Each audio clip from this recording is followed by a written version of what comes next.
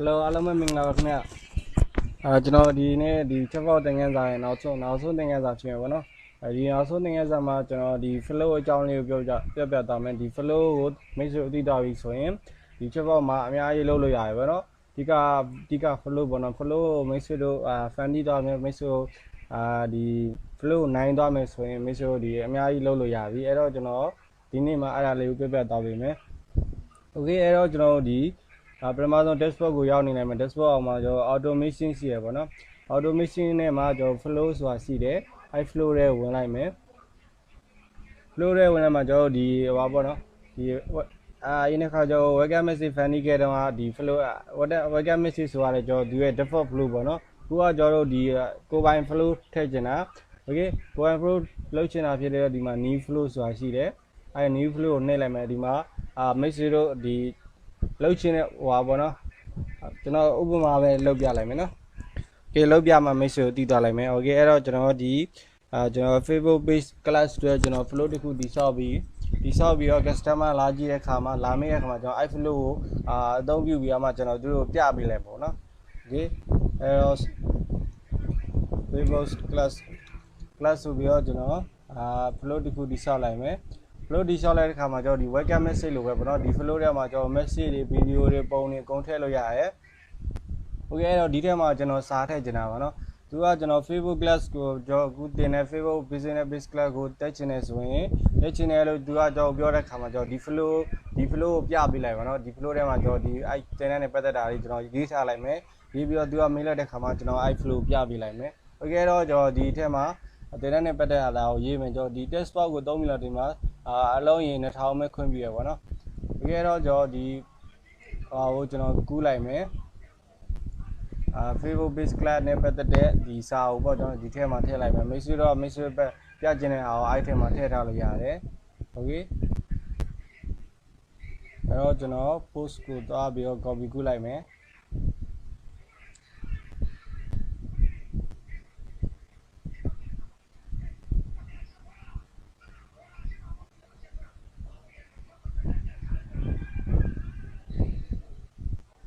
cái đi post của đi post của về cho cú lại vậy nó thì cho nên જે free beta đấy đi post của về cho nó cú lại mấy ok ai post của về cho nó xài cú lại mấy ok là bây giờ cho đi check out theo ta bây giờ đi theo mà cho page load lại mấy số nhà bị ok số nhà bị đi mà cho đi xa với bây giờ nó thằng của bông bây giờ nó lấy nhà đó mà bông mà bây giờ đó đi cho Facebook post link của bây giờ đấy đi mà this is kilo vaga số đi link của bây giờ vậy nó error cho đi tao mới thấy đâu bây giờ nó cho nó yên tiếng nghe ra mà thấy bây giờ nó đi về mà bây giờ mấy số thứ cụ thể trên này số đi mà bây giờ này thấy bây giờ lâu dài đấy ok đó cho nó đi xa với bây giờ nó tụi mình lại để mà cho nó xa với bây giờ mấy ok đó đi xa cho nó xí thả lại đi xa với dài của nó hay là solo là bây giờ cho nó public lâu thả lại mấy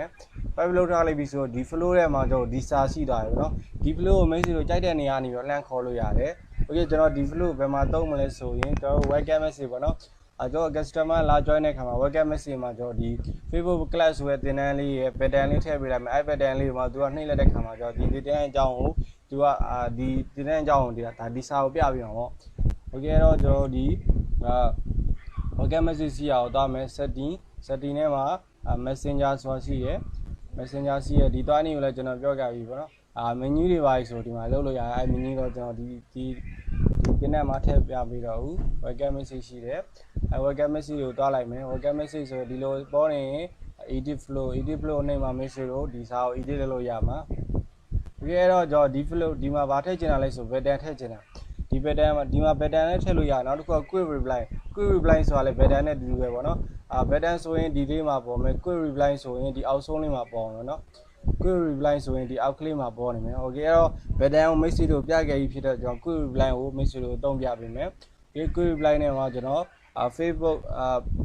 Facebook big class số bây giờ lại mấy Facebook thì mà slow gì đây xí vậy nó slow gì đây lâu này sẽ phải giải rồi lâu này sẽ để bồi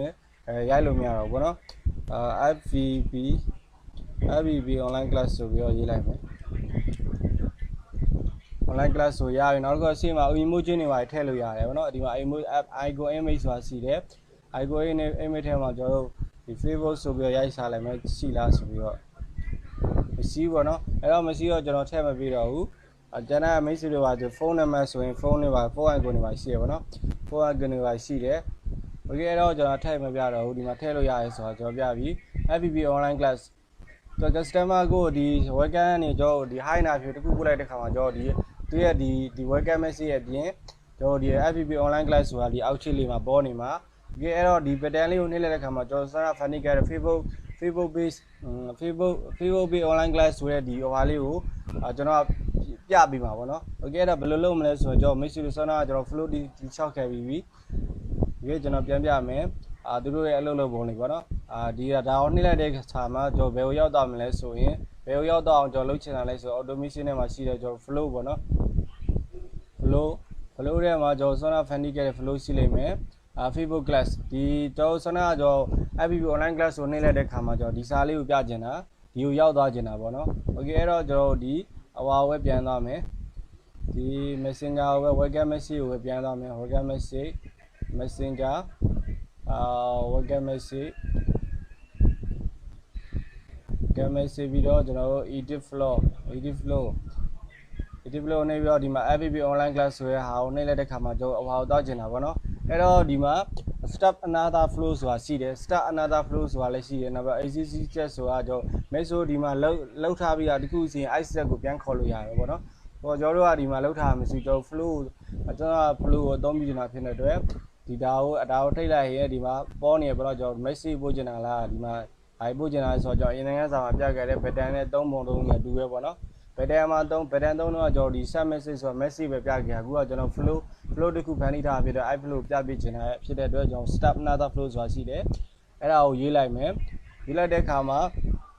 ဒီမှာရောက်လာပြီပေါ့နော် flow ရောက်လာပြီ okay i flow ကိုကျွန်တော်သွားလိုက်မယ် flow ကိုသွားလိုက်ခါမှာဒီမှာ choose next step ဆိုတာရှိတယ် choose next step ကိုနှိမ့်လိုက်မယ်နှိမ့်လိုက်တဲ့အခါမှာကျွန်တော်ဒီchoose next step နဲ့ရပါတော့ clip to stay flow ကျွန်တော်ဒီ flow ပြပေးနေတာဖြစ်တယ် clip to stay flow ဆိုတာနှိမ့်လိုက်မယ်နှိမ့်လိုက်ခါမှာ make sure ကျွန်တော် funny ခဲ့တဲ့ကျွန်တော် flow ရှိလာမှာပေါ့နော်ဒီထဲမှာကျွန်တော် make webcam message ပြချင်တာဒီမှာအများကြီးပြလို့ရတယ် okay အဲ့တော့ဒီမှာကျွန်တော် Facebook club ပေါ့နော်ကျွန်တော် Sona funny ခဲ့တဲ့ Facebook club ကိုပြချင်တာပေါ့ကျွန်တော် make sure ဒီမှာများနေတယ်ကျွန်တော် Sona funny ခဲ့တဲ့ Facebook class ဆိုပြီးတော့ကျွန်တော်ရှာလို့ရတယ် flow name နဲ့ပြန်စာလို့ရပါတော့ Facebook class okay အဲ့ဒါကိုကျွန်တော်ရွေးလိုက်တဲ့ခါမိတ်ဆွေဟုတ်မဟုတ်ဒီမှာပြန်ကြည့်လို့ရတယ်ဟုတ်တယ်ဗောနော်ဟုတ်တယ်ဖြစ်တဲ့အတွက်ကျွန်တော်select this flow ကိုရွေးလိုက်မယ် okay ရွေးတဲ့အခါမှာကျွန်တော်ရသွားပြီဗောနော်ကျွန်တော် Facebook online class ကိုနှိမ့်လိုက်တဲ့အခါမှာဒီ flow ကိုဒီမှာ open this flow ဆိုပြီးတော့ရောက်သွားလိမ့်မယ် okay အဲ့ဒါကိုမိတ်ဆွေအသုံးပြုချင်တာဖြစ်တဲ့အတွက် publish ဆိုတာနှိမ့်လိုက်မယ် okay publish ဆိုတာနှိမ့်လိုက်ပြီးတော့ကျွန်တော်ရပြီဒါကိုအလုပ်လုပ်ပုံဘယ်လိုပုံစံလဲဆိုတော့ကျွန်တော်ကြည့်ကျင်တယ်ဗောနော်ကြည့်ကျင်တဲ့အတွက်ကျွန်တော်go to flow folder ဆိုတာနဲ့ရှိတယ်အဲ့အောင်နှိမ့်လိုက်ပါနှိမ့်လိုက်တဲ့ခါမှာကျွန်တော်ဒီအလုပ်လုပ်ပုံလေးကိုကျွန်တော်ဒါဆင်းလိုက်ကြည့်လို့ရမယ် okay ဒီမှာ customer ကနေကျွန်တော် join လိုက်မယ် join လိုက်တဲ့ခါမှာဒီ webcam message ရမယ် webcam message ကနေပြီးတော့ Facebook online class ဆိုတာနှိမ့်လိုက်တဲ့ခါမှာဒီမှာ open this flow ပြ Facebook class ဆိုတာရောက်တော့မှာပေါ့နော်ဒါသူ့ရဲ့အလုပ်လုပ်ပုံလေးပေါ့စ join မယ် join ပြီးတော့ဒီကိုရောက်မယ်ဒီကနေပြီးတော့ဒါကိုနှိမ့်လိုက်ရင်ဒီကိုရောက်တော့မယ်နော် okay အဲ့ဆိုအဲ့ဒါ flow ရဲ့အလုပ်လုပ်ပုံနော်ဒီ flow ကိုမိတ်ဆွေကြိုက်တဲ့နေရာကနေဝင်ခေါ်လို့ရတယ်ဘယ်နေရာမှာခေါ်ဒီ webcam message မှာမဟုတ်ကြိုက်တဲ့နေရာကနေပြန်ခေါ်လို့လည်းရရပါတော့ okay အဲ့ဒါဆိုမိတ်ဆွေတို့သဘောပေါက်ပြီထင်တယ်ကျွန်တော်နောက်တစ်ခု flow တစ်ခုထပ်ထီဆောက်မယ် okay အဲ့တော့ automation နဲ့ကိုပြန်သွားမယ် automation နဲ့မှာ flow ရှိတယ် flow ထဲမှာကျွန်တော်ဒီ YouTube အတွက် YouTube တင်တဲ့အတွက်ကျွန်တော် flow တိဆောက်ထားရှိတယ် YouTube auto reply ဆိုပြီးတော့ကျွန်တော် flow တိဆောက်ထားရှိတယ်အဲ့ဒါကိုကျွန်တော်ဖြည့်ပြီးတော့မှပြန်တိဆောက်မှာပေါ့နော်မိတ်ဆွေကိုလောက်ပြမယ်ဖြည့်ပြီးတော့ကျွန်တော်ဒီစာပြန်ကူးလိုက်မယ် okay ဒီကဆိုရပြီအဲ့တော့ကျွန်တော်ဒီ flow ကိုဖြည့်မယ် flow ဖြည့်ခြင်းဘယ်လိုဖြည့်လို့ရလဲဆိုတော့ကျွန်တော်ပြမယ်ဒီ flow auto reply ဖြည့်ခြင်းတဲ့အတွက်ကျွန်တော်ဒီမှာdelete နှိမ့်လိုက်မယ် okay အဲ့ဆိုရပြီပြီးတော့ကျွန်တော် flow တိဆောက်မယ် flow ပြီးတော့ကျွန်တော် new flow ဆိုတာရှိတယ်အဲ့ထဲမှာကျွန်တော်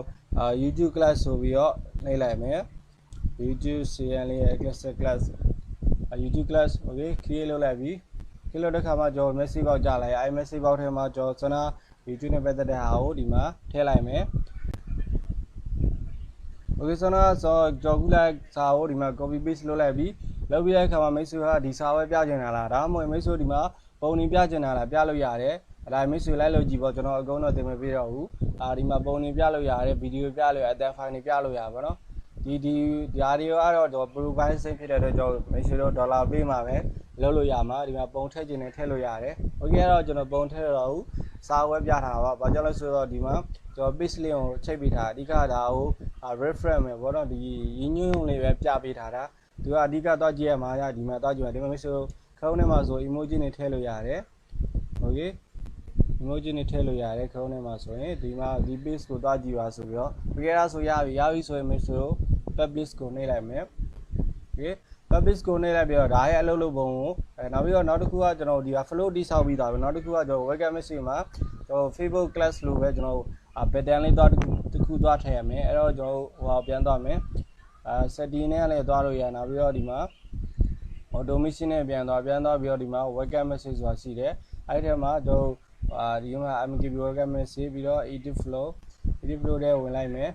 ဝင်လိုက်ပြီးတော့အောက်မှာကျွန်တော်ဒီ quick line နောက်တစ်ခုထပ်ထည့်မယ် quick line နေရာမှာကျွန်တော် YT YouTube online class ဆိုပြီးတော့ရေးလိုက်မယ် Okay အဲ့ဒါရေးလိုက်ပြန်မိတ်ဆွေဆွမ်းနာပုံစံတိုင်းပဲကျွန်တော် stop another flow ဆိုတာရှိတယ်အဲ့ဒါကိုရေးလိုက်မယ်ရေးပြီးတော့ done ကိုနှိပ်လိုက်မယ် Okay done နှိပ်တဲ့အခါမှာကျွန်တော်ဒီမှာ flow ကိုနှိပ်ချင်းလို့ရတယ်ပေါ့နော်ဒါကတော့ကျွန်တော် Facebook တဲ့ FBB ဒါကတော့ YouTube အတွက်ဖြစ်တဲ့အတွက်ကျွန်တော် YT Okay ဒါကမိတ်ဆွေ flow အများကြီးသုံးတဲ့အခါမှာဒါကိုသတ်မှတ်ပေးထားမယ် YT တော့ကျွန်တော်ဘာ flow ပြချင်တာလဲဆိုရင်ကျွန်တော် click slap flow ပြီးတော့ကျွန်တော်YouTube ဆိုပြီးတော့စားလိုက်မယ်ဆိုတော့ YouTube လို့ပေးခဲ့တယ် YOU Okay YouTube class ဆိုရဲဒီ flow လေးကိုပြပေးချင်တာဒီစာလေးပြပေးတာဖြစ်တဲ့ select this flow ဆိုတာနှိပ်လိုက်မယ် Okay အဲ့ဆိုပြီးရပြီပေါ့နော်ရပြီဆိုတော့ကျွန်တော် publish ကိုနှိပ်လိုက်မယ် publish ကိုနှိပ်လိုက်ပြီးတော့သူရဲ့ဒီ flow ပုံစံတော့အလုပ်ပုံလေးကိုကျွန်တော်သွားကြည့်ချင်တယ်ဖြစ်တဲ့ go to flow beta ဆိုတာရှိတယ်အဲ့ဒါဝင်လိုက်တယ်ပေါ့နော်အဲ့ဒါမှသူကလာကျွန်တော်ဆွမ်းနာဒီ Facebook online class လို့ပဲပေါ့နော် Facebook online class လို့ပဲ customer စာ join မယ် join တဲ့အခါမှာဒီ webcam message ပြပေးမယ် webcam message ကနေမှကျွန်တော်ဒီမှာဒီ button လေးတစ်ခုရှိလာတယ်ဒါ button မဟုတ်ဘူးတော့ဒါ button တော့ button ပဲပေါ့နော်ဒါပေမဲ့ button အစစ်စစ်မဟုတ် button ဆိုတော့ button စီးတယ်ဒါ quick reply ပေါ့နော် quick reply အနေနဲ့သုံးထားတာ Okay အဲ့တော့ 1D class ဆိုပြီးတော့ဒီမှာရောက်လာလိမ့်မယ် Okay အဲ့ဆိုရင်ဒီ flow အကြောင်းမိတ်ဆွေကိုနားလည်ပြီလို့ထင်တယ်နားလည်ပြီပေါ့နော်နားလည်ပြီဆိုရင်မိတ်ဆွေတို့ဒီဘယ်နေရာဖြစ်ဖြစ်ကျွန်တော်နောက်တစ်ခုလေးခြိုက်ပြလိုက်မယ်ဒီ 1D class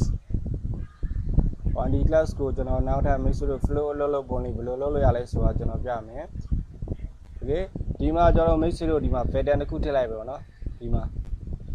YouTube တင်တဲ့ဟိုကျွန်တော်မိတ်ဆွေတို့ကကျွန်တော် YouTube YD online class ကိုနှိပ်လိုက်တဲ့ခါမှာဒီစာပို့ပေးမယ်ဒီစာပို့ပေးတဲ့ခါမှာမိတ်ဆွေနောက်ထပ် action တစ်ခုထည့်လို့ချင်နေရမလားဒါမှမဟုတ်လေဒီအောက်မှာFacebook class ကိုပြန်သွားခြင်းနဲ့ဆိုတဲ့ပုံစံမျိုးလည်းလုပ်လို့ရတယ် YD class ဆိုပြီးတော့ Facebook FBB online class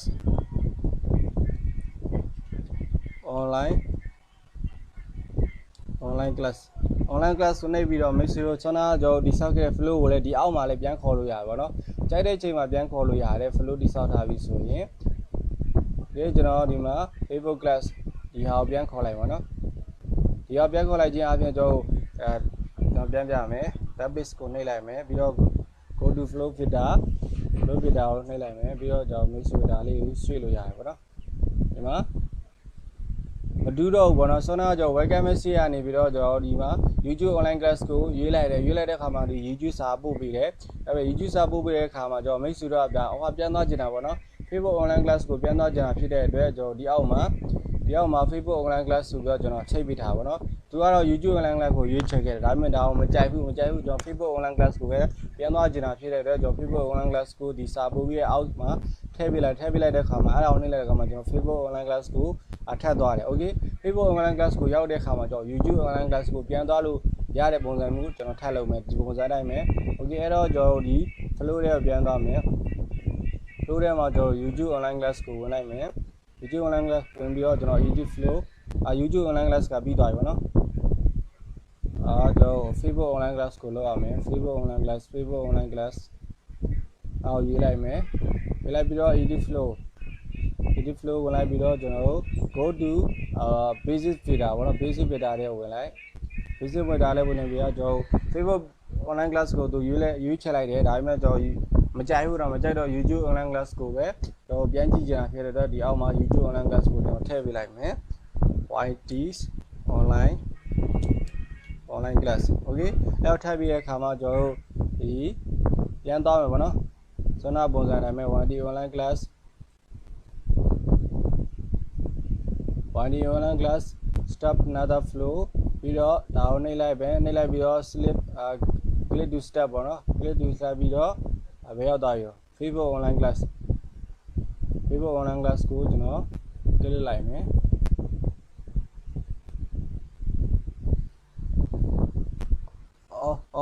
မလို့ကျွန်တော်ပြပြချင်တာဒီတစ်ခါပြပြချင်တာအဝါပေါ့နော်ဒီဒါက Facebook page တင်တဲ့အကြောင်းသူကကြည့်ထားတာဒါပေမဲ့ကျွန်တော်သူကမကြိုက်လို့ YouTube online class ကိုတွားကြည့်ချင်တာဖြစ်တဲ့ YouTube online class flow ကျွန်တော်ရွေးပြရမှာ okay YouTube class okay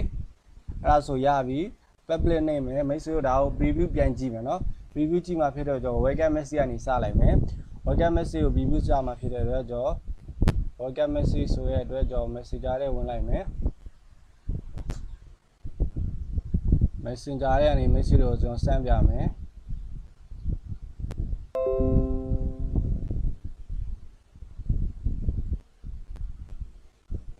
okay အဲ့တော့ကျွန်တော် messenger ထဲဝင်လိုက်မယ် mkb ကျွန်တော် page ကိုကျွန်တော်ကိုယ်တိုင်ပြန်စမ်းပြမှာပေါ့နော်